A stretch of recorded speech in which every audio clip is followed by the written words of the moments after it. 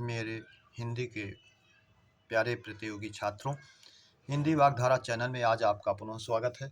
इस उम्मीद और अपेक्षा के साथ कि आप अपनी तैयारी भरपूर ढंग से कर रहे होंगे और उसे उत्तरोत्तर बढ़ा रहे होंगे। ये उम्मीद करता हूँ इन श्रृंखलाओं के प्रश्न आपकी परीक्षाओं के लिए बहुत ही बेहतर साबित होंगे और ये भी उम्मीद करता हूँ कि आप इन प्रश्नों का अध्ययन आप शुरू से अंत तक जरूर कर रहे होंगे, तभी आपके लिए भरपूर सहयोग कर पाएंगे।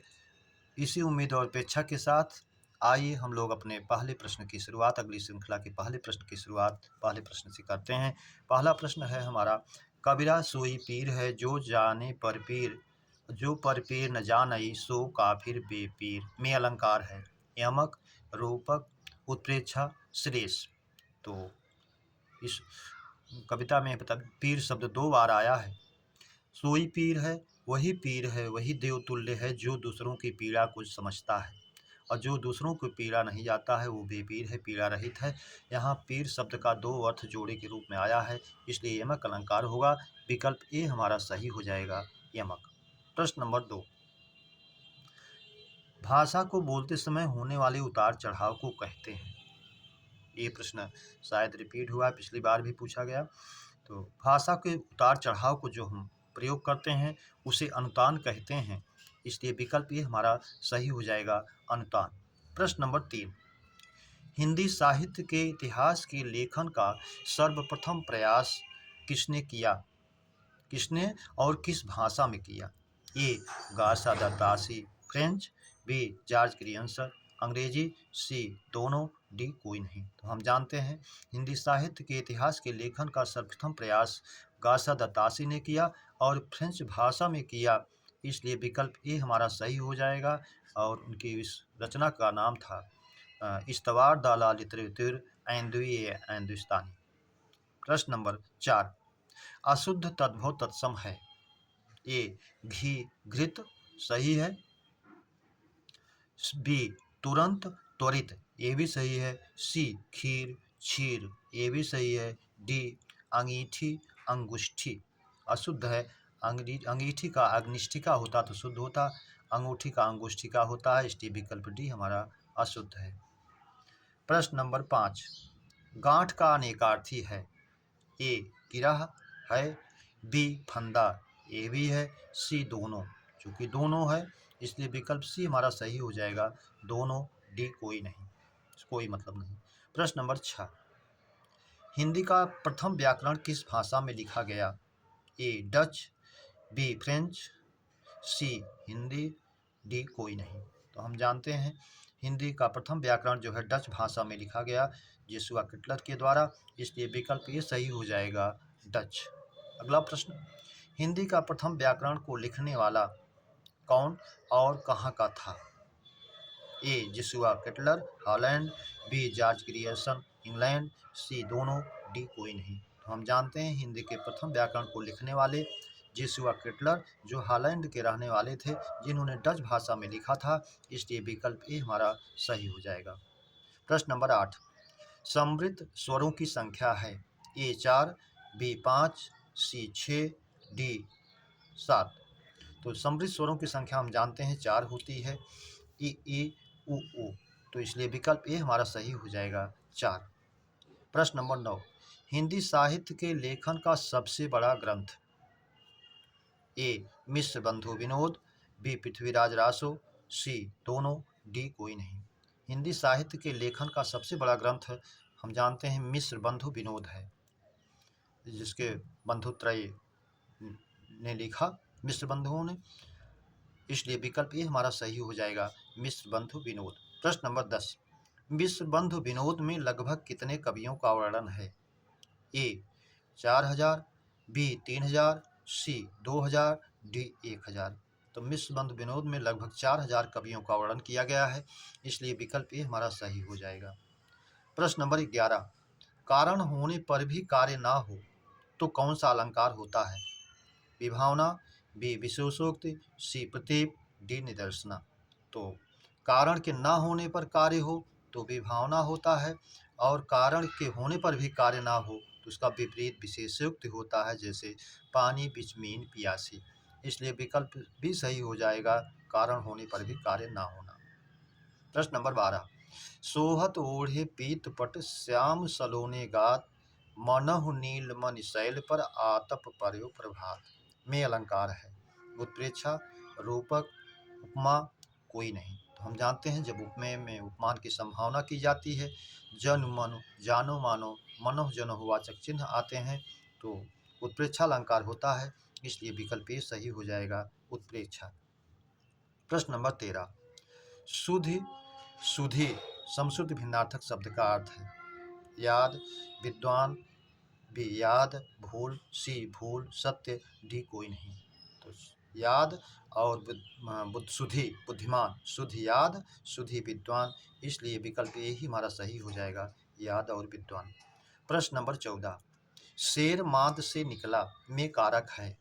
अपादान, करण कारक, संप्रदान कोई नहीं। यहाँ अलगाव की बात हो रही है, माद से निकला, इसलिए अपादान जाएगा, पंचमी विभक्ति अपादान कारक। प्रश्न नंबर 15, माली फूल तोड़ता होगा में काल है। ए संदिग्ध भूत, बी संदिग्ध वर्तमान, सी संदिग्ध वर्तमान संभाव्य वर्तमान, डी सामान्य वर्तमान। तो हम जानते हैं माली फूल तोड़ता होगा, कार्य के वर्तमान में होने में संदेह है, इसलिए संदिग्ध वर्तमान में जाएगा। वाचक चिन्ह भी इसका आप जानते हैं, ता होगा, ती होगी, ते होंगे, इसलिए विकल्प भी हमारा सही हो जाएगा, संदिग्ध वर्तमान।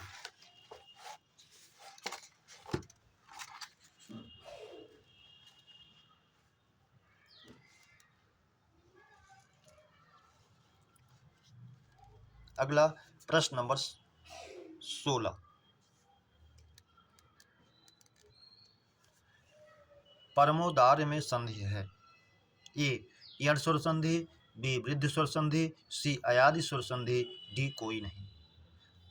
तो हम जानते हैं इसमें वृद्ध स्वर संधि है, परम प्लस औदार्य, परमोदार्य, इसलिए विकल्प भी हमारा सही हो जाएगा, वृद्ध स्वर संधि। अगला प्रश्न है हमारा 17, अतिथि प्लस आगमन, अतिथि अतिथि प्लस आगमन नहीं, इसको पूछा है कि आतिथ्यागमन होना चाहिए था, शब्द छूट गया है, आतिथ्या आधा था होगा यहाँ,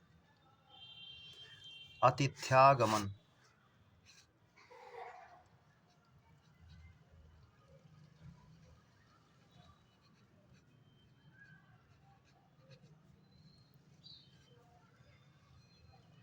अतिथ्यागमन का संधि विच्छेद है। अतिथि प्लस आगमन, अतिथि प्लस आगमन, आतिथ्य प्लस गमन, अतिथि प्लस आगमन कोई नहीं। तो ईयड़ स्वर संधि का उदाहरण था ये, आतिथ्यागमन, अतिथि प्लस आगमन, विकल्प ये हमारा सही हो जाएगा, अतिथि प्लस आगमन, ईयड़ स्वर संधि का उदाहरण है। प्रश्न नंबर 18, धीरे धीरे, तेजी से, जोर जोर, हौले हौले किस क्रिया विशेषण का उदाहरण है। ये भी जो है रीतिवाचक का है, क्योंकि कार्य करने का तरीका ढंग बतलाया गया है, इसलिए विकल्प ए में जाएगा, रीतिवाचक। प्रश्न नंबर 19, आंख के अंधे नाम नयन सुख लोकोक्ति का अर्थ है। ए गुण के विपरीत नाम, बी मूर्ख लेकिन धनी, सी दोनों, डी कोई नहीं। तो आंख के अंधे नाम नयन सुख गुण के विपरीत नाम होना, विकल्प ए सही हो जाएगा। प्रश्न नंबर 20, नदियों को काटती उफनाती बरसाती नदी वाक्यांश का एक शब्द होगा। बहुत ही इंपॉर्टेंट, परीक्षाओं में बार बार इसे पूछता भी है। ए कूलंकषा, बी तरंगिणी, सी निम्नगा, डी सभी। तो निम्नगा तरंगिणी ये नदी का पर्यायवाची तो है, लेकिन इसका बरसाती नदियों को काटती, उफनाती किनारों को, नदियों को नहीं बल्कि किनारों को काटती,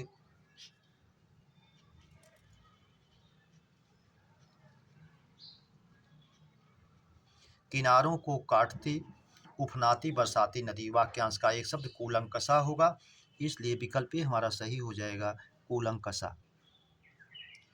प्रश्न नंबर 21, वैनतेय पर्याय है। ए गरुड़ का, बी विष्णु का, सी यक्ष का, डी कोई नहीं। तो वैनतेय विनता प्लस ए, विनता के पुत्र अर्थात गरुण, इसलिए विकल्प ए हमारा सही हो जाएगा, गरुण। प्रश्न नंबर 22, शीला खीर बनाकर सो गई में क्रिया है। ए पूर्वकालिक क्रिया, बी तात्कालिक, सी नामधात, डी प्रेरणार्थक। तो शीला खीर बनाकर सो गई, पहले उसने खीर बनाया, फिर उस बाद में सोई, इसलिए पूर्वकालिक पहले का कार्य खीर बनाना हुआ, तो उस बाद में सोने का। तो जो कार्य पहले होता है वो पूर्वकालिक में जाता है। एक कार्य करता जब एक कार्य पूरा कर दूसरा कार्य करता है, इसलिए विकल्प ए सही हो जाएगा, पूर्वकालिक क्रिया। प्रश्न नंबर 23, आदित्य पर्याय है। देवता का, बी सूर्य का, सी दोनों का, डी कोई नहीं। तो आदित्य विकल्पानुसार संदर्भानुसार आप मानेंगे, इसका पर्याय देवता भी होता है, सूर्य भी होता है, यहाँ दोनों भाव में जाएगा, लेकिन कहीं अगर एक ही दिया हुआ है दोनों में से तो आप दोनों में से उसको मानें। प्रश्न नंबर 24, अशुद्ध विलोम युग्म है। ए ग्राह्य त्याज्य, ग्रहण करने योग्य त्यागने योग्य सही है। बी मौन मुखर चुप रहना, वाचाल बोलने वाला होना, ये भी सही है। सी संकीर्ण सिमटा हुआ विस्तीर्ण फैला हुआ, ये भी सही है। डी प्रकीर्ण विकीर्ण बिखरा हुआ पर्याय जैसे एक दूसरे के हैं, इसलिए विकल्प डी हमारा अशुद्ध हो जाएगा। प्रश्न नंबर 25, अशुद्ध वर्तनी है। उज्ज्वल सही है, समुज्ज्वल ये भी शुद्ध है, प्रज्वल ये भी सही है। डी उज्ज्वल ये अशुद्ध है, इसमें एक शुद्ध व्यंजन का ह्रास हुआ है, कमी हो गई है, इसलिए शुद्ध है, उत प्लस ज्वल उज्ज्वल। 26, तुलसीदास के रचनाकार हैं। ए सूर्यकांत त्रिपाठी निराला, बी जयशंकर प्रसाद, सी प्रेमचंद, डी सुमित्रानंद पंत। तो तुलसीदास के रचनाकार सूर्यकांत त्रिपाठी निराला जी हैं, इसलिए विकल्प ए सही हो जाएगा। प्रश्न नंबर 27, दैत्य प्लस या दैत्य पर्याय है।